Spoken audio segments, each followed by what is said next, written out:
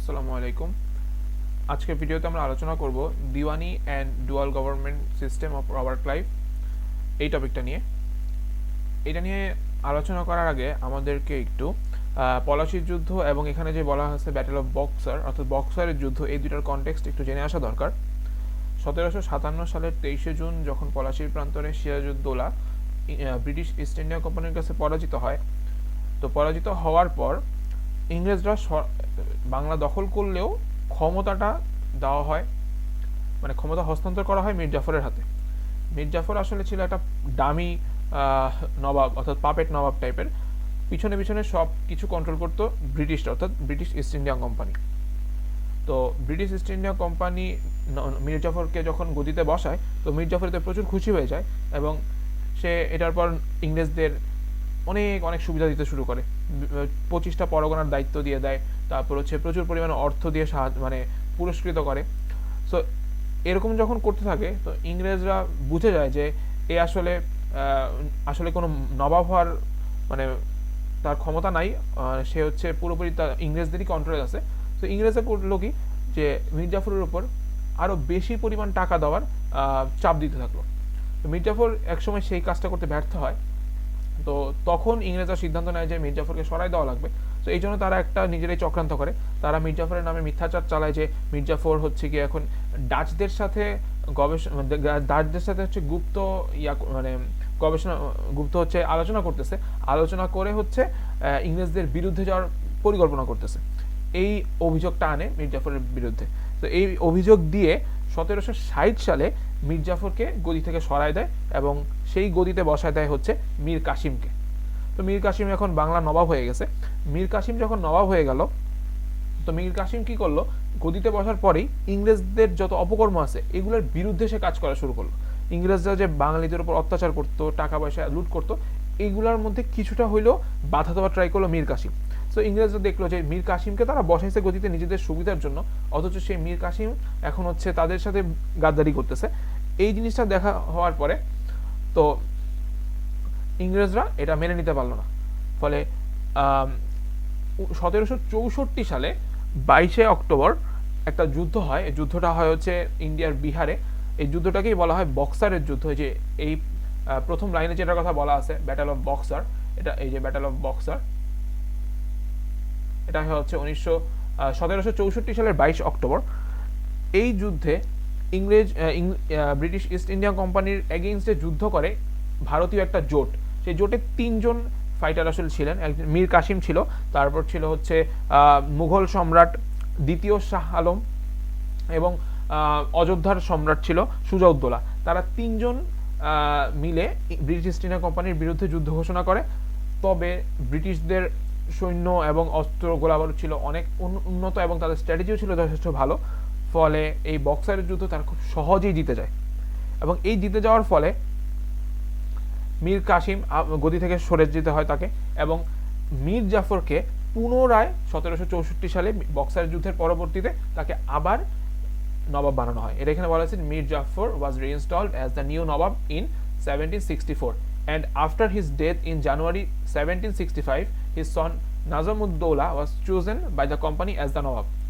But যাকেই নবাব নিযুক্ত করুক না কেন, সব পাওয়ার কিন্তু দিন শেষে ইংরেজদের হাতেই ছিল।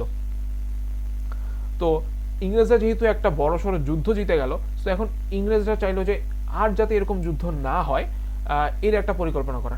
তো তারা কি করলো, 1765 সালের এখানে বলে দেওয়া আছে 1765 সালের 12 অগাস্ট তারা মুঘল এম্পায়ার শাহ আলম টু অর্থাৎ হচ্ছে দ্বিতীয় শাহ আলমের সাথে একটা চুক্তি স্বাক্ষর করে। এই চুক্তিটাকে বলা হয় আলাহাবাদ চুক্তি।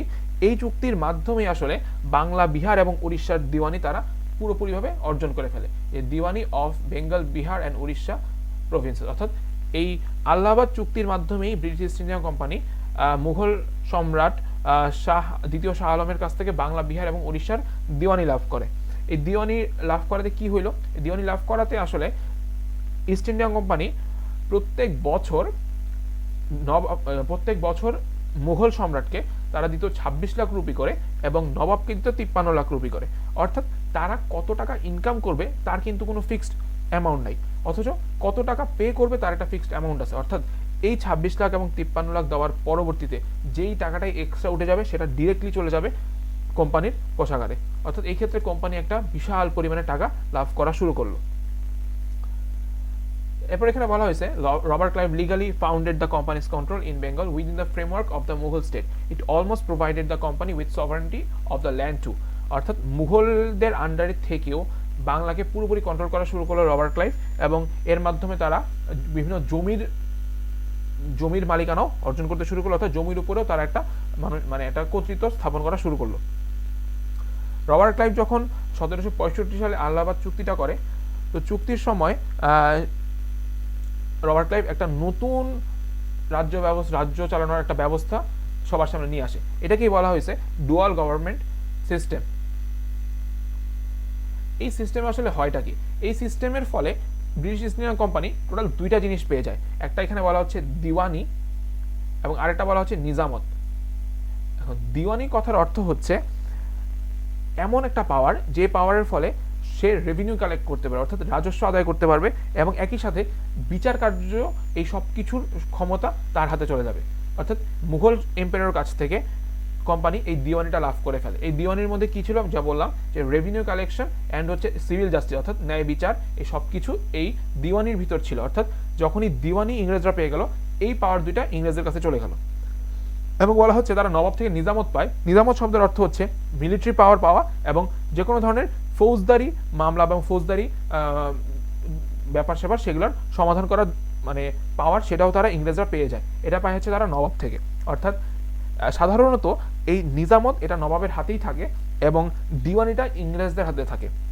এখন কথা হচ্ছে এর ফলে একটা মজার ব্যাপার হয়। মজার ব্যাপারটা হচ্ছে তারা নবাব বানায় রাখে, কিন্তু নবাবের কাছে থাকে না কোনো টাকা পয়সা। নবাবের কাছে তারা দিয়ে রাখে হচ্ছে রাষ্ট্র পরিচালনা করার দায়িত্ব, অ্যাডমিনিস্ট্রেটিভ যত রেসপন্সিবিলিটি ছিল সব কিছু তারা নবাবের হাতে দিয়ে দেয়। কিন্তু নবাবের হাতে ছিল না টাকা পয়সা, আর্মি ছিল না, কোনো ধরনের ক্ষমতা ছিল না। ফলে কি হতো, মানুষজন দেখতে পাইতো যে সবকিছু আছে নবাবের হাতে, অর্থাৎ নবাব পরিচালনা করতেছে, মানুষজন এটা ভাবতো। কিন্তু ভিতরে ভিতরে সব টাকা পয়সা, আর্মি এবং যত পাওয়ার সব ছিল কোম্পানির হাতে। ফলে দেশে যখন কোনো অনাচার অবিচার হইতো, মানুষজনকে ধরতো, সরকারকে, নবাবকে ধরতো, কিন্তু নবাব আসলে মানুষকে বুঝাইতে পারতো না যে আসলে তার কাছে কোনো পাওয়ার নাই, সে হচ্ছে একটা পাপেট। এই জিনিসটাই হয়ে আসতেছিল এই ডুয়াল গভর্নমেন্ট সিস্টেমে। এই ডুয়াল গভর্নমেন্ট সিস্টেমের ফলে আসলে বাংলায় কি কি পরিবর্তন দেখা যায়? বাংলার মানুষ চরমভাবে শোষণের শিকার হতে থাকে। প্রচুর পরিমাণে টাকা পয়সা এই কোম্পানির কর্মকর্তারা তারা লুটপাট করতে থাকে দেশ থেকে। বলছে huge money was sent to London every year, অর্থাৎ লন্ডনের প্রতি বছর প্রচুর পরিমাণে টাকা তারা পাচার করতে থাকে। এবং এখানে বলা হয়েছে কোম্পানি কিন্তু দেশের মানুষের প্রতি কোনো দায়িত্ব পালন করতো না, তারা জাস্ট টাকা লুটপাট করতো, সেই টাকা নিজের দেশে পাঠাইতো। অর্থাৎ তারা যে একটা দেশের উপর মানে আক্রমণ করে বা দেশটাকে দখল করে রাখছে, সেই দেশের মানুষের প্রতি যে কোনো দায়িত্ব আছে, এই জিনিসটা কোম্পানির মানুষ ভুলে গেছিল। ফলে কি হইতেছে, বাংলাদেশ অর্থাৎ এই অঞ্চলের মানুষজন প্রচুর ধরনের দারিদ্র এবং হচ্ছে শোষণের শিকার হয়েছে। এবং এরই পরিপ্রেক্ষিতে 1770 এই সালে, অর্থাৎ 1770 সালে এই বাংলা অঞ্চলে একটা ভয়াবহ দুর্ভিক্ষ দেখা যায়। ভয়াবহ। আমরা আগে সমাজ বই একটা পড়েছিলাম 76-এর মনন্তর। এই যে দুর্ভিক্ষটা ছিল, এই 76-এর মনন্তরটাই এই 1770 সালের দুর্ভিক্ষ, অর্থাৎ ইংরেজি 1770, বাংলা 1176 সাল। এই সালে বলা হয় বাংলাদেশের ইতিহাসের সবচেয়ে বড় দুর্ভিক্ষটা এই সালেই দেখা যায়, 1770 সালে। সো এই দুর্ভিক্ষ পুরো বাংলা, এবং বলা হচ্ছে about 1/3 people of Bengal was ruined during the severe famine. অর্থাৎ এই দুর্ভিক্ষ মানে এই খরা মানে টোটাল কি হয়েছিল, 1769 সালে দেশে কোনো বৃষ্টি হয় নাই, এবং এর ফলে 1770 সালে খরা দেখা গেছে এবং খরা থেকে দুর্ভিক্ষ হয়ে গেছে। ঠিক আছে, এখানে বলা হয়েছে যে বাংলার প্রায় 1/3 মানুষ এতে মারা যায়। এবং এটাই বলা হয়েছে the dual government was practically no government. এটা আসলে কোনো ধরনের সরকার ব্যবস্থার মধ্যেই পড়ে না। ওকে, এবং পরবর্তীতে এই ডুয়াল গভর্নমেন্ট সিস্টেমটা যখন আসলে প্রচণ্ডভাবে ফেল করা শুরু করে, তখনই ইংরেজ অর্থাৎ ব্রিটিশ ইস্ট ইন্ডিয়া কোম্পানি একটা ব্যবস্থা নেওয়ার ট্রাই করে। সো এখানে আসছে Warren Hastings and his auction system 1772 থেকে 1786। ওকে, সো ওয়ারেন হেস্টিংস ছিল ফোর্ট উইলিয়াম এই দুর্গটার গভর্নর। তিনি সহজ ভাষা যদি বলতে চাই, তিনি এসে 1765 সালে রবার্ট ক্লাইভ যে ডুয়াল গভর্নমেন্ট সিস্টেম চালু করছিল, তিনি এসে এটা বন্ধ করে দেন। এবং তিনি যখন বন্ধ করে দেন, তার জন্য অবশ্য 1772 সালে ব্রিটিশ পার্লামেন্টে তার রেগুলেটিং অ্যাক্ট পাস হয়। এই অ্যাক্ট পাস হওয়ার ফলে তারা নতুন একটা সিস্টেম নিয়ে আসে। সিস্টেমটা কি ছিল? তারা 5 বছরের জন্য যত ধরনের জমি আছে এই জমিগুলা তারা কি করবে? ইজারা দিবে। এখন এই ক্ষেত্রে তারা একটা সিস্টেম নেয়। তারা করছে কি, এই ইজারাটা কাদেরকে দিবে? ইজারাটা দিবে হচ্ছে রেভিনিউ ফার্মার্সদেরকে, অর্থাৎ ইজারাদার বা মধ্যপন্থী একজন লোকদের। অর্থাৎ আমি হচ্ছে গিয়ে, এ হচ্ছে আমার কোম্পানি অর্থাৎ গভর্নমেন্ট, এই হচ্ছে আমার ফার্মার্স, এবং মাঝখানে যে জমির মালিক সেখানে না গিয়ে তারা এক ধরনের দালাল টাইপের শ্রেণীকে ধরছে। এদেরকে বলা হচ্ছে এই যে রেভিনিউ ফার্মার্স। এই রেভিনিউ ফার্মার্স এদেরকে তারা ধরতেছে। সো এর ফলে কি হচ্ছে? তারা হচ্ছে জমির নিলাম করতেছে, এবং কয় বছরের জন্য? 5 বছরের জন্য। তো নিলামে কি হচ্ছে? ধরে নিচ্ছে একটা জমি আছে, এই জমিটাকে তারা নিলামে তুলতেছে, বলতেছে যে এই জমির যে যত দাম দিতে পারবে, এই যে রেভিনিউ ফার্মার্স ইজারাদার, এই 5 বছরের জন্য এই জমিটা তার হয়ে যাবে। এবং এর ফলে কি হইতেছে? যে যার কাছে যত টাকা আছে সে নিলামে তত বলি তুলতে পারতেছে, এবং সে কি হচ্ছে? দিন শেষে ওই জমিটা পেয়ে যাচ্ছে 5 বছরের জন্য। ওকে, এতে কি লাভ হচ্ছে বা কি ক্ষতি হচ্ছে? লাভ হচ্ছে আসলে এই রেভিনিউ ফার্মারদের, ক্ষতি কাদের হচ্ছে? ক্ষতি সবসময় ফার্মারদেরই হয়ে আসছে, এবং সামনেও হবে আর কি, মানে ক্ষতি সবসময় কৃষকদেরই হয়। তো ক্ষতিটা কি হয়েছে? তো রেভিনিউ ফার্মার্সরা ধরে নিচ্ছি তারা 5 বছরের জন্য 100 টাকা দিয়ে জমিটাকে তারা ইজারা নিছে। এখন কোম্পানির সাথে তার ডিল হচ্ছে এতটুকুই, 100 টাকা কোম্পানিকে বুঝাই দিল, 5 বছরের জন্য জমি তার, 5 বছর পর জমি আবার কোম্পানিকে ফেরত দিয়ে দিবে। এখন এই 5 বছরে এই রেভিনিউ ফার্মাররা কি করছে? সাধারণ যে কৃষক আছে যারা অ্যাকচুয়ালি জমিটাকে চাষ করে, তাদের কাছ থেকে ইচ্ছামতো পরিমাণে, এটার মধ্যে কোনো রেগুলেশন ছিল না, তারা ইচ্ছামতো পরিমাণে কৃষকদের শোষণ করা শুরু করছে। কৃষকদের কাছ থেকে ইচ্ছামতো পরিমাণে টাকা মানে তারা কর নেওয়া শুরু করছে।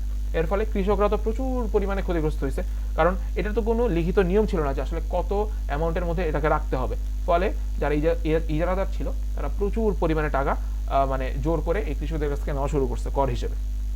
এর ফলে অ্যাকচুয়ালি এটা ভালো মতো কাজ করে নাই। এবং এখানে একটা জিনিস বলা হয়েছে যে এই যে 1772 সালে যে রেগুলেটিং অ্যাক্ট চালু করা হয়েছিল, এর ফলে কি হয়েছে? বাংলাকে আসলে অনেক বড় একটা এলাকা ছিল, তো কয়েকটা ডিস্ট্রিক্টে ভাগ করা হয়েছিল, এবং এই ডিস্ট্রিক্টগুলো পরিচালনা করার জন্য একজন ইউরোপিয়ান কালেক্টরকে নিয়োগ দেওয়া হয়েছিল, যার কাছে আনলিমিটেড পরিমাণে পাওয়ার ছিল। এরপর এটাই বলা হয়েছে যে 5 বছরের জন্য এই যে একটা মানে জমি ইজারা দেওয়ার একটা ব্যবস্থা নেওয়া হয়েছিল, এটা চরমভাবে ব্যর্থ প্রমাণিত হয়, এবং এর ফলে কি হয়? কৃষকরা মারা যেতে থাকে, প্রচুর পরিমাণে টাকা দেওয়ার ফলে তাদের জীবন পরিচালনা পুরোপুরি দুর্বিষহ হয়ে ওঠে। ফলে কৃষকরা কি করতো? তারা ঠিকমতো জমি চাষ করতো না, তারা হচ্ছে বারবার সরকারের কাছে নালিশ করতো, এবং দিন শেষে এমন দেখা গেছে যে কৃষকরা তাদের জমি রেখে পালায় যেত, যে তারা চাষ করবে কি, তাদেরকে টাকা দিয়ে তো তারা বাঁচতেছে না। এভাবে করে আসলে দিন শেষে এই জিনিসটা ব্যর্থই প্রমাণ হয়। এবং পরবর্তীতে যখন এই জিনিসটা চরমভাবে ব্যর্থ প্রমাণ হয়ে যায়, এবং 1772 সালে তো এটা চালু হয়েছে, তো সাধারণভাবেই 5 বছরের যেহেতু চুক্তি, 1777 সালে এটা এক্সপায়ার হয়ে যাওয়ার কথা ছিল। বাট এক্সপায়ার হওয়ার আগে আগে কি করে এই কোম্পানি এই জিনিসটাকে একদম বাতিল করে দেয়। ঠিক আছে, একদম বাতিল করে দেয়, এবং তারা কি করলো? একটা short term settlement with zamindars made to be made on annual basis, অর্থাৎ তারা জমিদারদের সাথে বছরে বছরের একটা চুক্তি করার সিদ্ধান্ত গ্রহণ করছে। এর পরবর্তীতে চলে আসছে লর্ড কর্নওয়ালিস এবং permanent settlement of 1793। Permanent settlement, এটা আমরা আগে সমাজ বইতে পড়তাম যে চিরস্থায়ী বন্দোবস্ত। এই জিনিসটা আসলে কি বোঝায়, এবং লর্ড কর্নওয়ালিস আসলে কি করছে? সো ওয়ারেন হেস্টিংসের এই 5 বছর মেয়াদি জমি ইজারা দেওয়ার যে প্ল্যান ছিল, এটা চরমভাবে যখন ফেল করলো, তখন লর্ড কর্নওয়ালিসকে এখানে আনা হলো। কর্নওয়ালিস ছিল একজন ব্রিটিশ জমিদার। সো জমিদারকে আনা হয়েছে অ্যাকচুয়ালি কিসের জন্য? জমিদারদের সাথে ডিল করার জন্য। সো আমরা এখন একটা জিনিস দেখবো যে এখানে আসলে কি করা হয়েছে। তো 1793 সালে, এর আগে একটা জিনিস দেখা যাচ্ছে, the পিটস India act was passed in 1784 to stop revenue experiments, অর্থাৎ ব্রিটিশরা কি করতো বা কোম্পানি কি করতো? এই যে জমি নিয়ে বিভিন্ন ধরনের এক্সপেরিমেন্ট চালাইতো, যে কখন এরকম ব্যবস্থা নিয়ে দেখি, কখন এরকম ব্যবস্থা নিয়ে দেখি, কোনটা কাজ করে। সো বারবার এরকম করতে থাকলে আসলে ইভেনচুয়ালি কৃষকরাই ক্ষতিগ্রস্ত হচ্ছিল। এর ফলে এই যে 1784 সালে দ্য পিটস ইন্ডিয়া অ্যাক্ট এটা পাস হয়ে যায়, যার ফলে তারা কি করলো? এই যত ধরনের এক্সপেরিমেন্ট করা শুরু করছিল, এগুলো তারা পার্মানেন্টলি বন্ধ করে দেয়, এবং জমিদারদের সাথে একটা পার্মানেন্ট সেটেলমেন্টে চলে আসার সিদ্ধান্ত নেয়। জমিদার কারা? জমির অ্যাকচুয়াল মালিক যারা, তো তাদের সাথে এই সেটেলমেন্টে চলে আসার একটা সিদ্ধান্ত নেয়। এবং 1793 সালের 23 মার্চ এই যে চিরস্থায়ী বন্দোবস্তের যে ঘোষণাটা, সেটা এই লর্ড কর্নওয়ালিস ঘোষণা করেন, এবং এটা ছিল একটা 10 বছরের চুক্তি। ওকে, এই 10 বছরের চুক্তিটা আসলে কি ছিল এবং এটার মধ্যে কি কি হচ্ছিল সেটা আমরা একটু বোঝার ট্রাই করি। এখানে আসলে বলা হচ্ছিল যে এই 10 বছরের জন্য এই জমিটা জমিদার একটা নির্দিষ্ট পরিমাণের কর বা খাজনা সরকারকে দিবে। এই এই নির্দিষ্টটা আগেই হিসাব মানে আগে এটা তারা একটা চুক্তিতে স্বাক্ষর করে রাখতো যে 10 বছরের জন্য জমিদার অর্থাৎ জমির যে অ্যাকচুয়াল মালিক সে সরকারের সাথে এই 10 বছরের জন্য এত টাকা জন্য এই জমিটা ডিল করলো। এর ফলে কি হলো, সরকার তার কোনো এক্সট্রা প্যারা নেওয়া লাগলো না। সরকার চিন্তা করলো যে ঠিক আছে, আমি তো 10 বছরের জন্য একটা নির্দিষ্ট অ্যামাউন্টে টাকা পেয়ে যাচ্ছি, সো আমার তো এখানে আর বাড়াবাড়ি করা দরকার নাই। আর অ্যাকচুয়ালি এতে আগের যে 5 বছরের যে রুলসটা মানে নিয়মটা ছিল তার চেয়ে কৃষকরা কিছুটা বেটার লাইফ পাইছে। এমন না যে কৃষকদের দুর্গতি শেষ হয়ে গেছে, এই কথাটা এমন না, বাট কৃষকরা আগের চেয়ে কিছুটা স্বস্তি নিঃশ্বাস ফেলতে পারছে। তার কারণটা হচ্ছে আগে মাঝখানে ইজারাদারদের একটা ঝামেলা ছিল। এই 10 বছরের যে চিরস্থায়ী বন্দোবস্ত এখানে আসলে সেই ঝামেলাটা বন্ধ হয়ে গেল। কি হয়েছে, যারা জমিদার ছিল সেই জমিদাররা 10 বছরের জন্য যখন ডিলটা করে ফেলো সরকারের সাথে, সরকার এখানে ডিলে বলে দিছে যে 10 বছর পরেও তারা এই টাকার অ্যামাউন্টটা চেঞ্জ করবে না। অর্থাৎ যেই অ্যামাউন্ট দিয়ে তারা এই ডিলটা শুরু করছিল, অর্থাৎ 10 বছরের জন্য যেই কর বা খাজনাটা সরকার গ্রহণ করবে সেটা তারা চেঞ্জ করতে পারবে না পরবর্তীতে। এবং এই ক্ষেত্রে কি হইতো, জমিদাররা সেই জমিটা এরপরে কাদেরকে দিত, কৃষকদের কিন্তু চাষ করার জন্য। কৃষকরা কি করতো, সেই জমিতে কৃষকরা জাস্ট ফসল ফলাইতে পারতো এবং সেখান থেকে টাকা নিয়ে আবার কৃষকরা কি করতো, জমিদারকে কর দিত। এখন আগের সাথে এখন প্রশ্ন আসতে পারে যে আগের যে ব্যবস্থাটা ছিল 5 বছরের আর এখন যে 10 বছরের ব্যবস্থা, এর অ্যাকচুয়াল পার্থক্যটা কি বা সুবিধাটা কি হয়েছে। সুবিধা যদি আমি এক বাক্যে বলতে চাই সেটা হচ্ছে, আগে যখন ইজারাদাররা কৃষকদের থেকে কর নিত তখন তারা তাদের ইচ্ছা মতো পরিমাণ, কোনো বাধা ধরা নিয়ম ছিল না, কখনো যখন বেশি লাগতো বেশি নিতে পারতো, কৃষকদের কিছু করার ছিল না।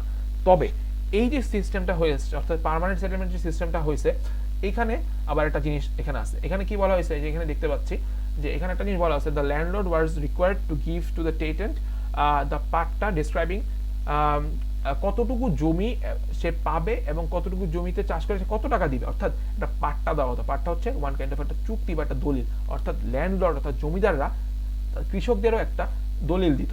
এই দলিলের মধ্যে লেখা থাকতো সে আসলে কতটুকু জমি পাচ্ছে এবং কত টাকা তাকে পে করতে হবে। এই ক্ষেত্রে কৃষকরাও একটা নির্দিষ্ট অ্যামাউন্টই পে করতো। কখনো জমিদাররা এসে তাদেরকে এক্সট্রা চার্জ করতে পারতো না, যে বলতে পারতো না যে আমার এখন বেশি টাকা লাগবে, আমার বেশি টাকা দিতে হবে। সো এই কাজটা তারা করতে পারতো না। ফলে কৃষকরা কিছুটা হলেও স্বস্তির নিঃশ্বাস ফেলছে, কারণ তাদের কাছেও একটা লিখিত দলিল আছে এবং তারা যদি পরবর্তীতে কোনো ঝামেলায় পড়ে এই দলিল দেখায় তারা ঝামেলা থেকে বাঁচতে পারবে। এটা ছিল এই চিরস্থায়ী বন্দোবস্তের একটা ভালো দিক বলা যায় আগেরটার তুলনায়। এবং the state had no direct contact with the peasants, অর্থাৎ কৃষকদের সাথে আসলে সরকারের কোনো ডিরেক্ট কানেকশন ছিল না।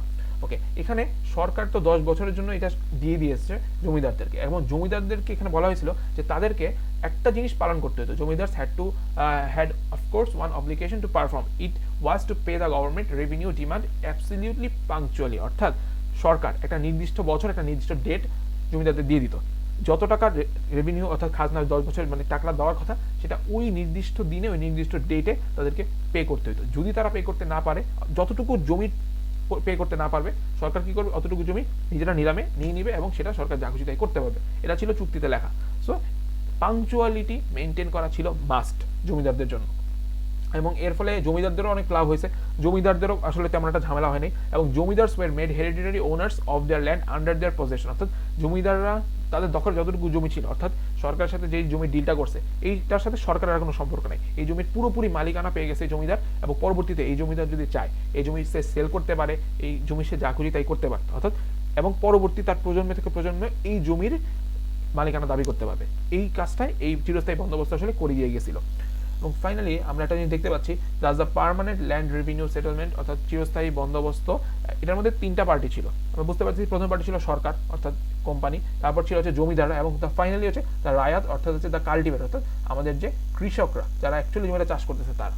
তো এখানে বলা হচ্ছে as per this settlement the role of the government and the zamindar speaks that the role of the ryot is not at all defined and the riot is put at the mercy of the zamindar and thus riot is the worst affected due to this settlement। অর্থাৎ দিন শেষে দেখা গেছে এই রায়াত বা হচ্ছে কৃষকরা তারাই আসলে মেইনলি ক্ষতিগ্রস্ত হয়েছে, জমিদার বা সরকার কারণে আসলে তেমন কোনো ক্ষতি এখানে হয় নাই। সো এই ছিল লর্ড কর্নওয়ালিস, ওয়ারেন হেস্টিংস এদের নিয়ে কিছু কথাবার্তা, এবং আশা করতেছি যা বোঝানো ট্রাই করছি মোটামুটি বুঝাতে পারছি। কোনো ভুল হলে সবাই আশা করি ক্ষমা সুন্দর দৃষ্টিতে দেখবেন। Thank you.